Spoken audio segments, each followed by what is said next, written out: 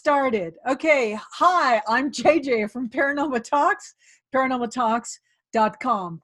And Paranormal Talks, we are here to bring you wonderful, great speakers that open your mind and inform you about a lot of stuff that we don't hear in our regular government public school systems. There's a huge gap in our knowledge, and we have speakers here at Paranormal Talks to help fill that gap, which actually really hurts us. This knowledge that we don't have, it actually hurts us. And there seems to be, with our government system, they don't want us to know this type of information. So Paranormal Talks, we're here to fill that gap and to help you and your loved ones. Now, let me just quickly show you our website. Here it is, Paranormal Talks. Here's our homepage, and it shows you what we are about. Take a look at About Us, and you can see a picture of me, and you can get more information on me, JJ Wells. And then we have a video store where we have a lot of streaming videos you can purchase online from some of our conferences, our paranormal supernatural conferences. So go ahead and take a look at those. You can see the titles of it, controlled remote viewing, talking to your angels, using energy to heal, near-death experiencers, ET contactees, ET abductees, etc., etc. It's all right there for you. Now, today we have with us Mr. Greg Caton. He is a consummate healer. He's done this all of his life, and that's what he's about. He wants us to be healthy. He wants us to have happier lives by being healthy, and to be aware that there are so many cures out there for diseases that our wonderful Western culture says are uncurable. We do have cures for quite a number of diseases where it costs very little. So that's Mr. Greg Caton. Let me show you his website. Here it is. Oh, hold on. Let me share that with you. There it is. Here's the home. You can see all of the books he has authored over the years, over the decades. If you want to know more about Mr. Caton personally, here's his biography, showing you the number of decades he has been in the herbal healing industry. He's quite excellent at that. And then his many websites. You can see all of these websites: Alternate Cancer, Herb Healers, Natural Scio, Alpha Omega Labs, Metatopia, etc. And these are healing products. So feel free to pause your computer. You can go to any one of these. And his site is gregcaton.com. Okay, now today's talk is, we've been going into some very interesting times here in America and around the world. So we want to be prepared for them, but we also want to be informed about other things that are happening, such as the UFO activity that has been picking up.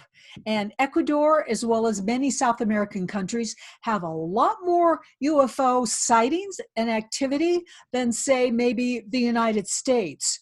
So I want Greg to tell us about those UFO sightings, how they have been seen over these many, many years, and then how the activity has changed. So, Mr. Caton, thank you for joining us. It's so good to have you again. We love having you here at Paranormal Talks. You educate us so much about many different areas. And that's why I like to call you a Renaissance man. A Renaissance man was very knowledgeable about many areas in a very deep manner, with a lot of details and a lot of proof and data behind it.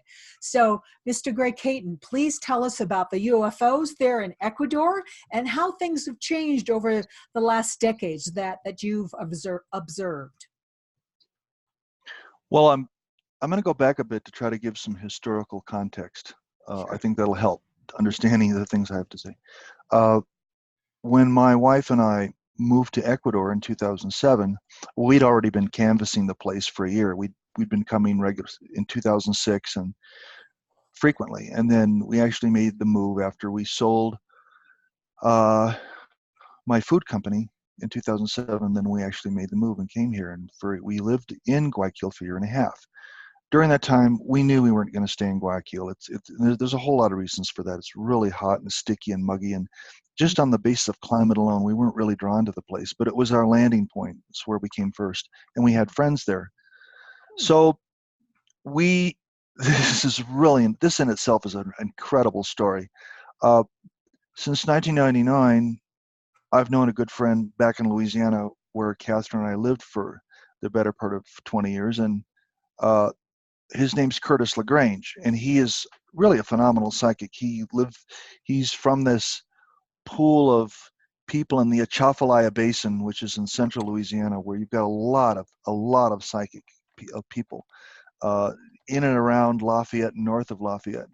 So Curtis LaGrange lives in Vermilion Parish in Louisiana. And Louisiana is the one out of the 50 states that doesn't have counties, it has parishes. He lives in Vermilion Parish, and good friend of mine. So interestingly, I went to visit Ecuador the first time actually in November of 2000. So in November of 2000, I came and visited here. I didn't tell anybody that I had actually, yeah, there you go. There he is. Mm-hmm. I didn't tell anybody that I mean, my wife knew, but nobody else knew that I took this trip to Ecuador and was there for a week. So I go to see him, hadn't said anything to him. And you have to understand how Curtis operates when you see him in person. It's totally different when you have a phone consultation. But when you're there in person, he uses these cards, and I almost think he uses it as a way of, he uses it's a regular deck of playing cards, 52, a regular deck of playing cards. He'll mess with the cards it's almost indescribable. I almost think he does it to try to shift us into an altered state so that he can actually see into the astral and other levels. Sure. So it's really, I think, just as a mechanism, because everything that comes out of him, I don't even think it's an interpretation of the cards as it would be if you were dealing with someone, let us say, that was a tarot deck reader. Yes. He's not reading the cards. Yes, as a tarot card reader, yes, I know exactly what you're referring to. He's not reading the cards. It's all coming from it, but somehow the cards assist him in his process. So he looks at the cards and looks at me and he goes, Ecuador, where is Ecuador? Where is Ecuador? Curtis has never been outside Louisiana, yes? Yeah, I mean, he doesn't get out. Different kinds of knowledge and different forms of learning. He's not school educated, but he's immensely wise based on his internal resources. So fast forward to 2000, I think summer of 2007, I told him, Catherine and I had made a decision. We're going to move to Payatonga. It's in Chimborazo province. Chimborazo is the largest mountain in the world, measured supposedly from the Earth's center. You know, Everett's the highest from sea level, but Mount Chimborazo is actually the highest mountain in the world if you use a different standard of measurement. Anyways, we found this place. It's a beautiful, beautiful village, although they're not very warm to outsiders, which is common in various places in the Andes. So, but we decided we're going to move there. We'd chosen the property. We're talking to the seller, and we were going to buy property and move there. We'd already made up our minds. I brought with me one of those laminated maps, Bosch laminated maps. This one is Ecuador, 1 to 250,000 scale. Brought it to him and said, now, Curtis, I know that you're very psychic when it comes to things. Yeah. I want you to put your finger on Payatonga and tell me how you feel about how our life will be there. Right away, he puts his finger on it, goes, you're not moving there. Oh, just like that? Yeah, just like that. I said, but we're already committed. We're talking to the seller of property. We know who we're going to have do the home construction. We know all this. He said, I don't care. You're not moving there. I said, oh, really? So at this point, kind of being cheeky, I said, okay, smarty pants, where are we moving to? Because we're not staying in Guayaquil. He says, you're moving here. It's like he's not even, he says, you're moving here. And I looked at his finger and I said, Curtis, do you see what you're putting your finger on? It says, Cajas Parque Nacional. It It's owned by the government. Nobody's moving there. We're not moving there. And I'm saying, you just okay. You're off today. I guess Yeah. you got up on the wrong side of bed. You're just off. You're having a bad day, right? Yeah. So no, Yeah. you're moving here. You'll see. So I didn't think anything of it. And then a couple months after that, some friends of ours who owned a water plant in La Maná, which is in Cotopaxi, the province of Cotopaxi, uh, said, we've got a property you may be interested in. So without thinking, Catherine, I'll say, fine. We go visit Cuenca for the first time. We saw this property, and we even rented horses and went up all the way to the top because it's a property that's mountainous. And um, to make a long story short, we end up making a decision. Yeah, we feel good about this. We even had this incident. We took it as a divine. On the way down, Catherine and I in the same exact place, on both of us, on the left hand, both got slapped by a the same plant, nettles. Oh, So those stinging things. nettles. Oh, those are bad. Well, yeah, but I mean, it hurts. it's in the rulership of Mars. Yeah, but it wasn't hurtful, but it was just the way that it happened. And both of us Huh. on the same, and we took that as kind of a sign. And I think that it was actually, even in retrospect, even though this happened 13 years ago, I think I think it was like a message. Yeah, if you understand the work of Rudolf Steiner Yeah. in biodynamic farming, you understand there's something very deeply significant about stinging nettle as a plant. Anyways, Oh, so we huh. bought the property, and only after I bought the property, I looked at the map to try to get a sense of where we are, and I realized, oh my God, we are just on the outskirts On the edge. of yes, of Cajas Parque Nacional. The reason this ties into your initial question, because we're here to talk about these UFOs, is because he's been saying for the longest time, you're going to be seeing lots of UFOs, you're going to have interactions with extraterrestrial beings. I'm thinking, oh my God, this is just too much new age woo-woo for me in one sitting. Okay, so, but I respect him, and because he's been so accurate, I listen to everything he has to say. I come out here, and wouldn't you know, this place is swarming. Okay, first of all, before I moved here, September of 2007, not one time ever in the United States had I ever seen anything that you would remotely call a UFO. Never seen one. I read about it, I was familiar with the work of Art Bell and familiar, read Bud Hopkins' book, and just because of my readings I was familiar with it. A lot of other people have. A lot of other people have been abducted. I've never experienced anything like this. I've never been abducted. I've never seen a UFO. So imagine coming into a place where I live right now, where as long as the sky is clear, that is to say, there's no clouds, which doesn't happen all the time because we live in a cloud mountain forest. Botanically, this biome is mountain cloud forest. I live in a mountain cloud forest. Huh. So amazingly, we see UFOs literally all the time. And as a matter of fact, if you go out and you just spend, sometimes it's a few minutes, sometimes you have to stick around for 15, 20 minutes, there is no night where the sky is clear, relatively clear, where you don't see a UFO. So I went from being 51 years old, never seen, don't even talk to me about it, never seen a UFO, it could have all been made up crap, to being in a place where you see them all the time. And there's local legends here about the why. The locals actually believe there's something in the water that attracts these extraterrestrial beings, these extraterrestrial craft.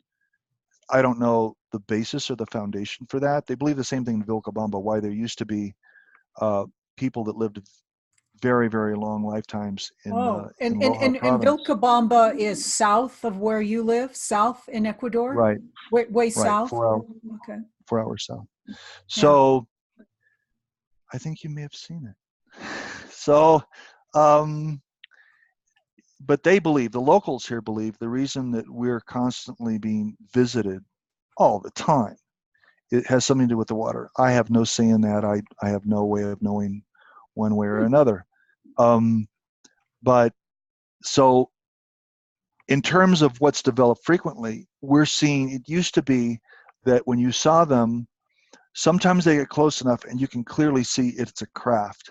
And other times, it's just this object that looks like a star.